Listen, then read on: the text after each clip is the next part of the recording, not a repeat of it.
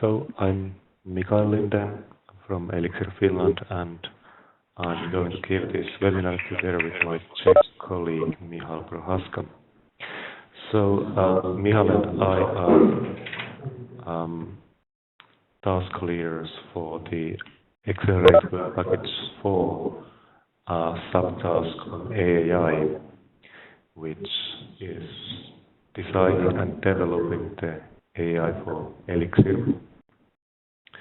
And this presentation is about the AAI and about its integration to ELIXIR Intranet. So this is the contents of this webinar. At first I will introduce the ELIXIR AAI, and then we will have two case presentations on how ELIXIR Intranet makes use of ELIXIR AAI for authentication and authorization of end users. And the other use case is on authorization models and on free ways to manage access rights to services. And finally, there's a short advertisement on a training event we plan to have in Manchester in 2 months. So, at first, ELIXIR AAI, and this is a basic diagram of ELIXIR AAI. The AAI is the box in the middle, and it relies on external authentication sources, which are downstairs, which are down here. In practice, infrastructures like Giant, Edugain, and also common authentication services like Google and so on. And upstairs are the relying services. Those are services that ELIXIR community provides to end users, and the relying services make use of ELIXIR AAI for their authentication and authorization related needs. And I will next go the ELIXIR AAI components through one by one. And the first component is Proxy IDP, which is an ELIXIR AAI service to which the relying services can first redirect the user for authentication. And the ELIXIR Proxy IDP kind of consolidates the user identity so that the user can log in using, for instance, his or her home organization's login service. So the researcher is able to use his or her home university's username and password to log into ELIXIR services if the user's home university is connected to the Giant provided Edugain interfederation service. There are also alternative ways to log in.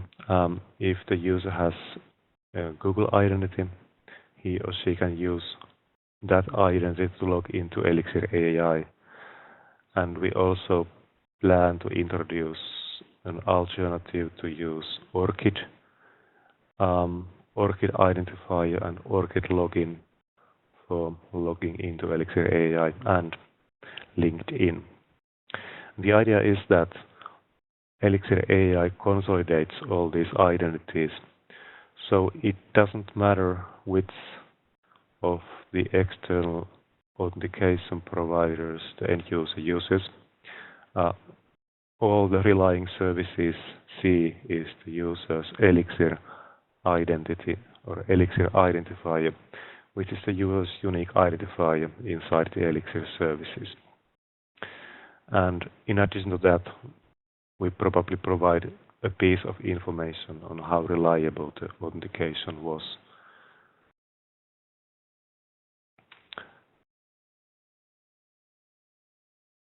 So the baseline authentication can be done using, let's say, Google services.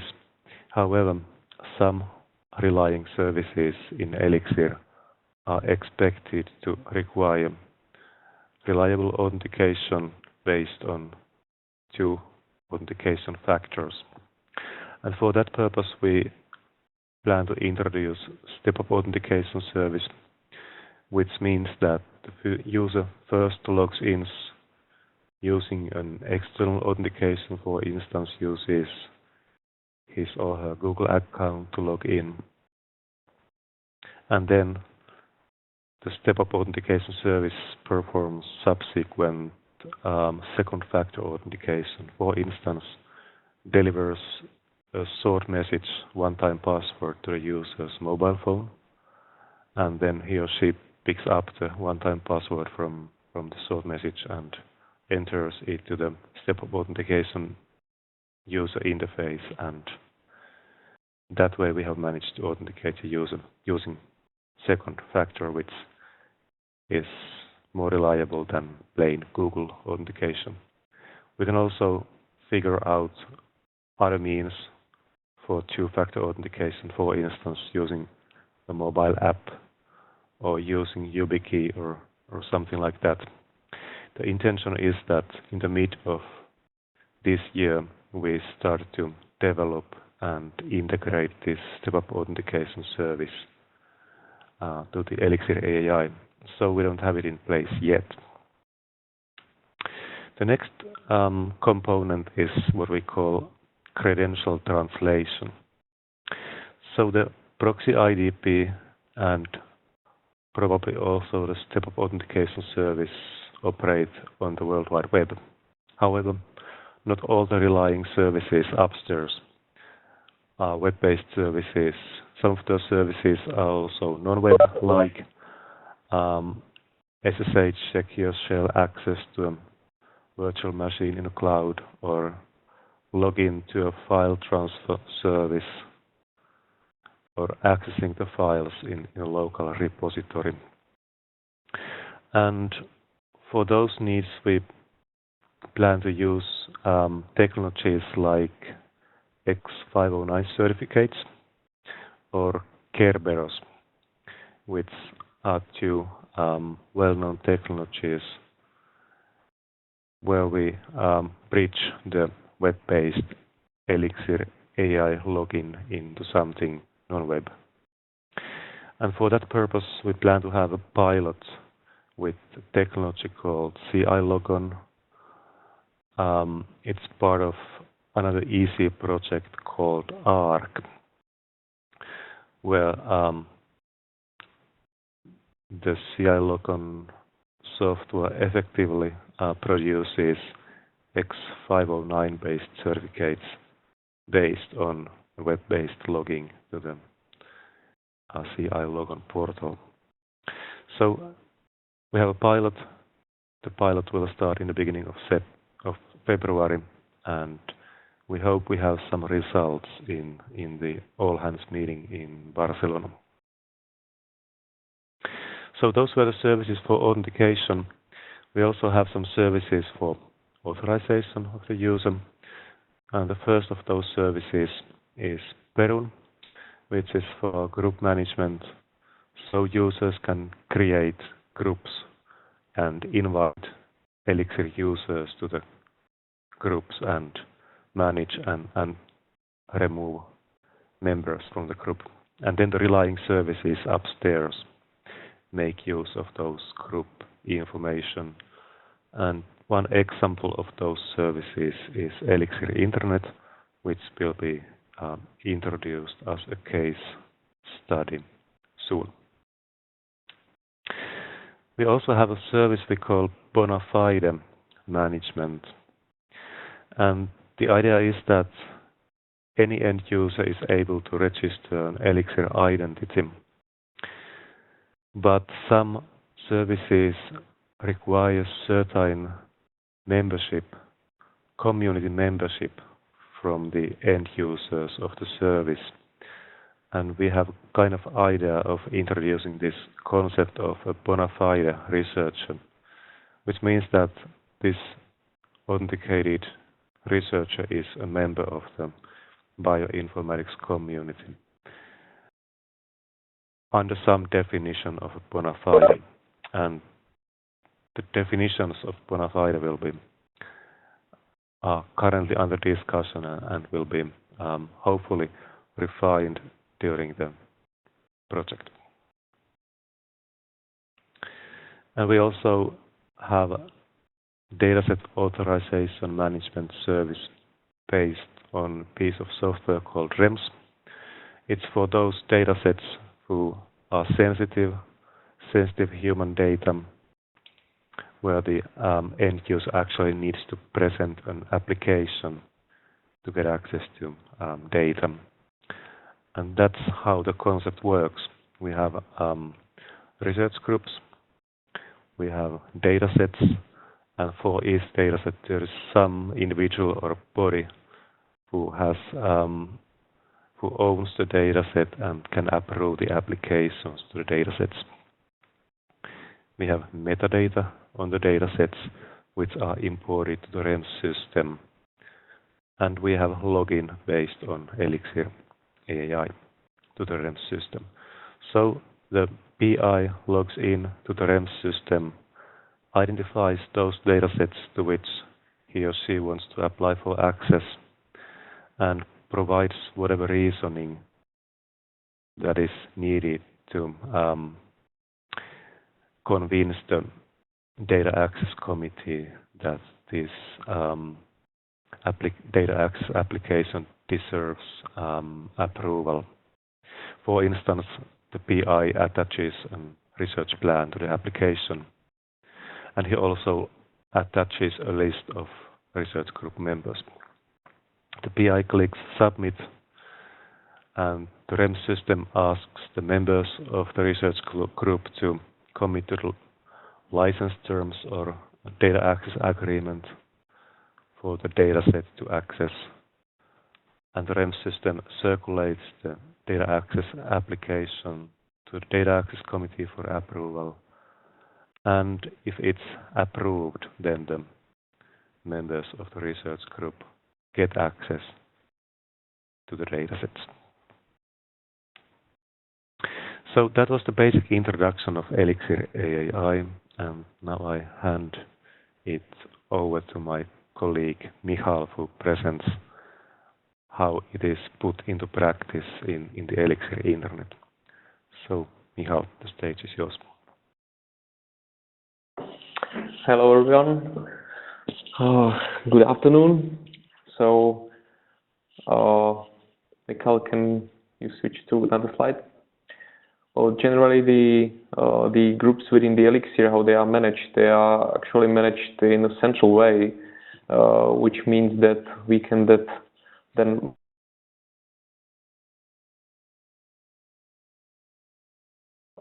and we can also pass it via different protocols. So we do not require the ELIXIR services to just join our ELIXIR AAI, but we are providing these several ways how they can connect to our ELIXIR AAI and consume information about the groups for the additional authorization decisions.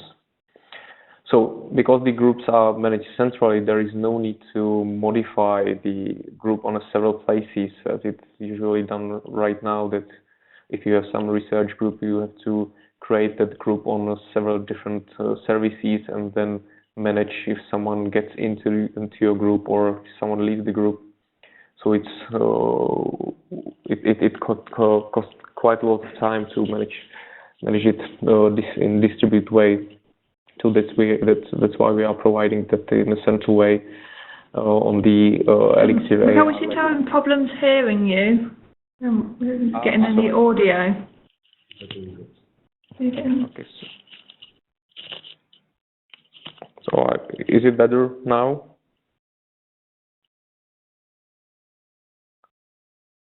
Can you hear me?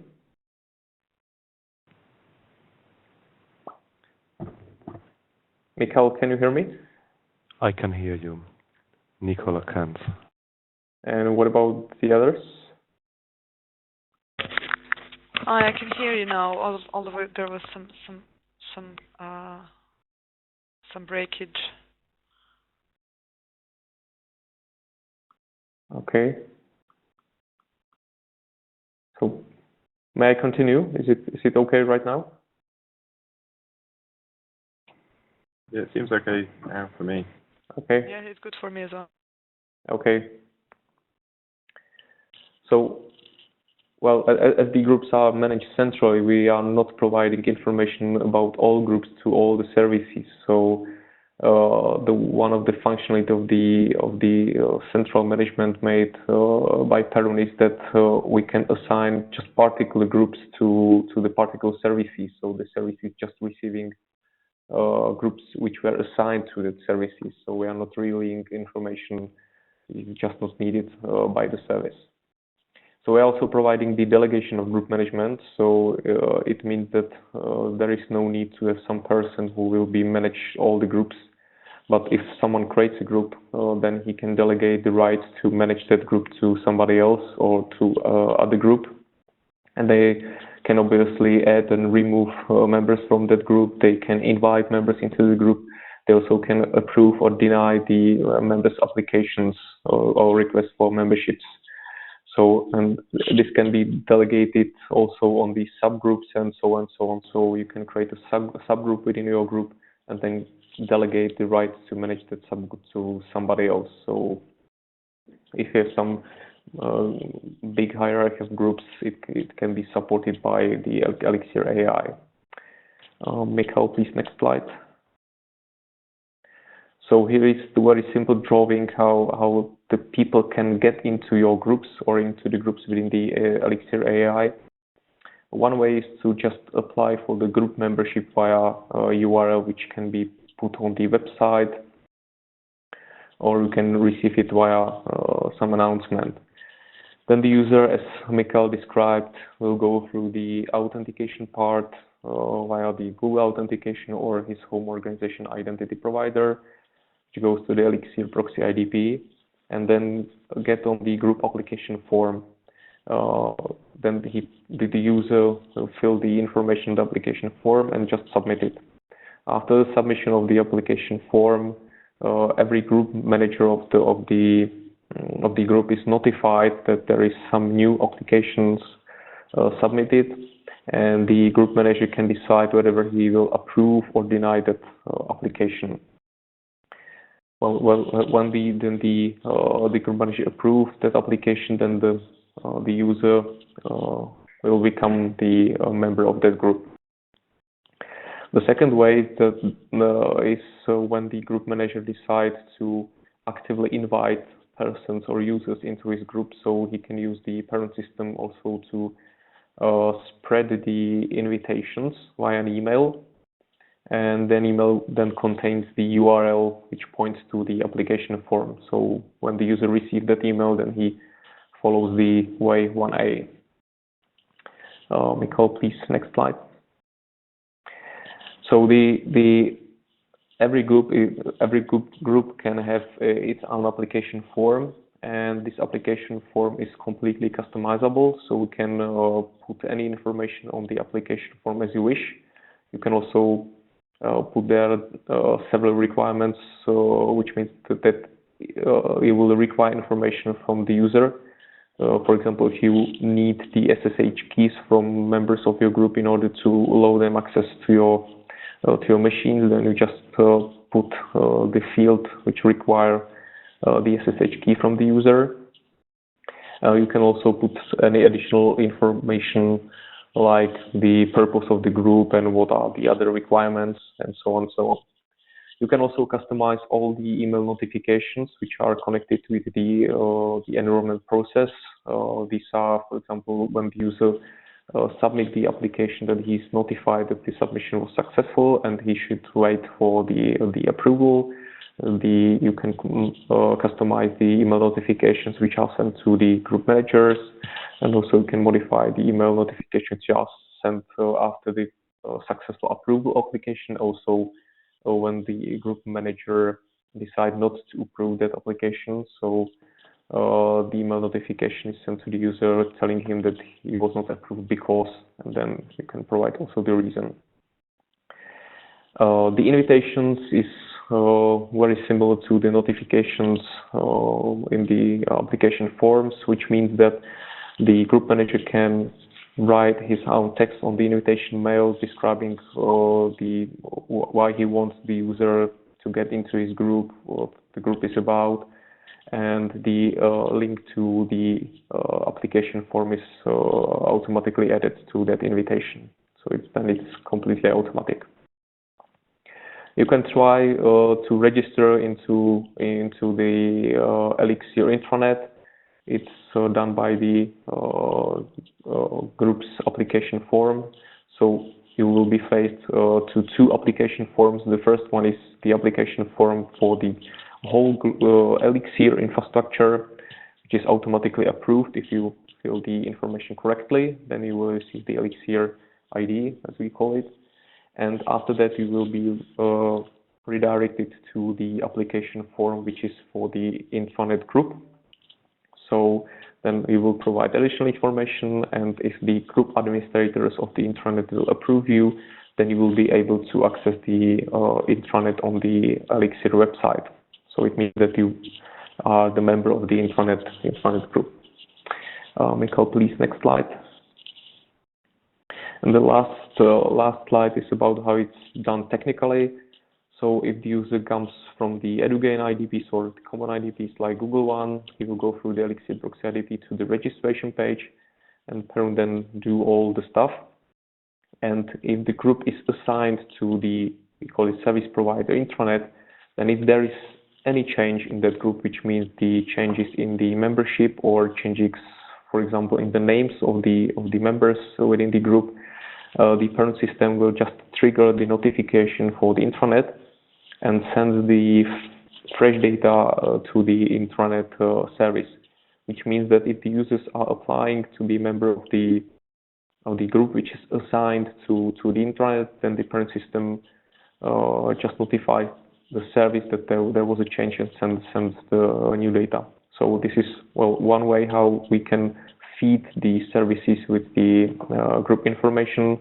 The second way is just when the user accesses the service, then the service can actively ask the system or get the information from the login procedure and get the information about in which groups the user is member. Well, so I think that's all from the groups and intranet part, and I'm passing back to the Mikael.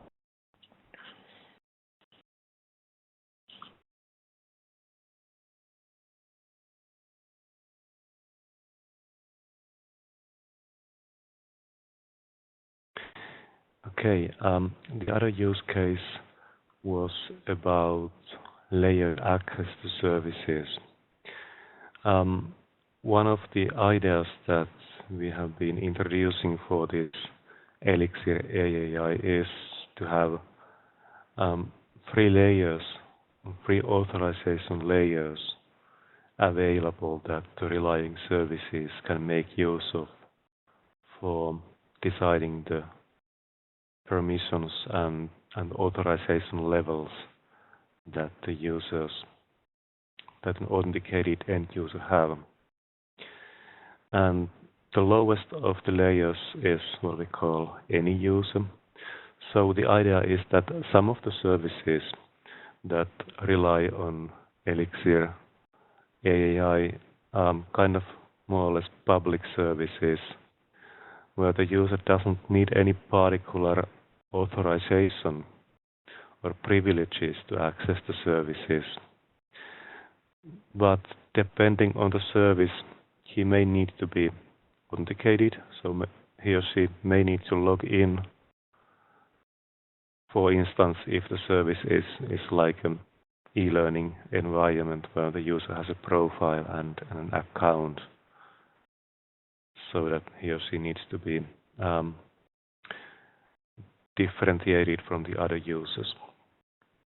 So this any user layer is kind of the easiest and the very basic of these three layers.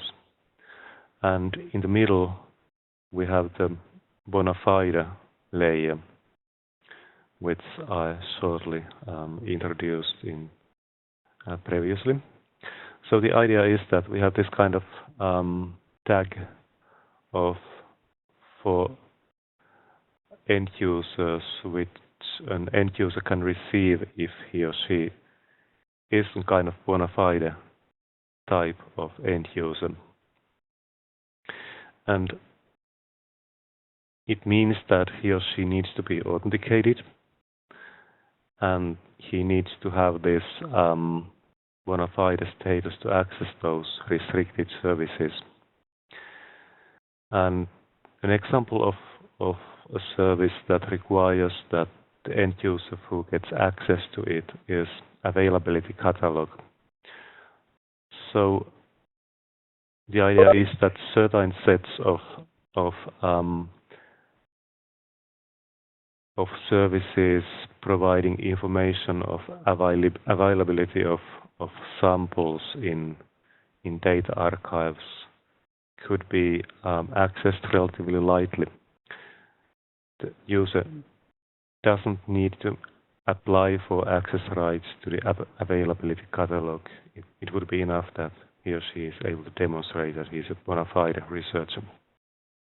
The exact definition of bona fide researcher is still undefined, and in the ELIXIR AAI task we kind of provide the technical infrastructure for managing the bona fide status. What we are expecting is that the end user may need to commit to certain terms or a certain code of conduct for bona fide researchers. And we also expect that it may need a community approval, which means that someone would assign the bona fide status to the researcher on behalf of the ELIXIR community. And the third authorization layer is endorsed end user, which means that the user needs to apply for access rights and attach a research plan to the access application. And then the applications are screened by a data access committee. And that's where the user probably also requires strong two-factor authentication to get the access to the services. We assume that a typical service that belongs to this category is access to sensitive human data.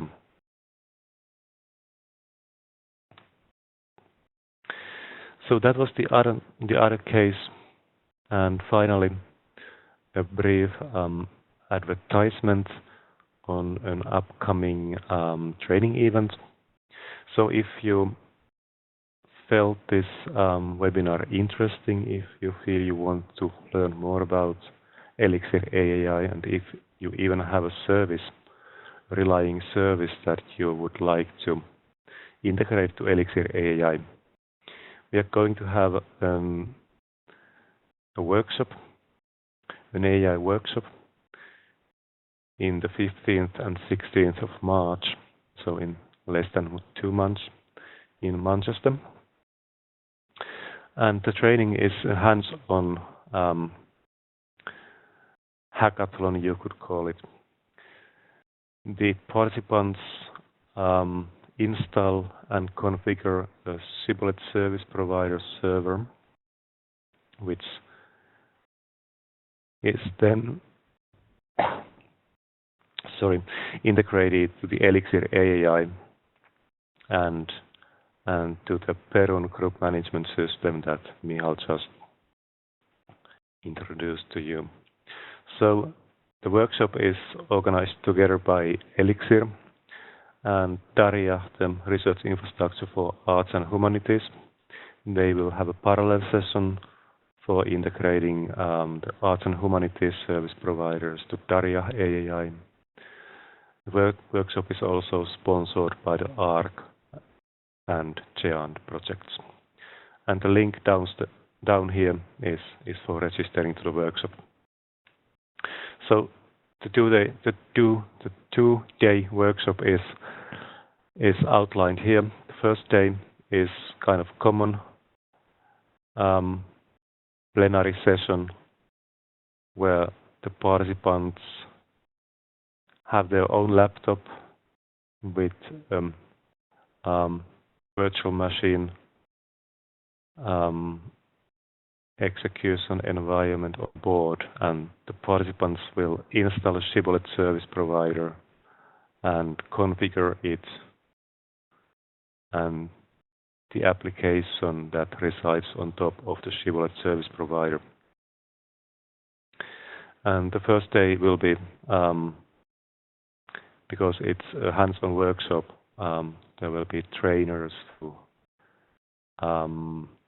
help the participants in installing the shibboleth service provider in everyone's laptop.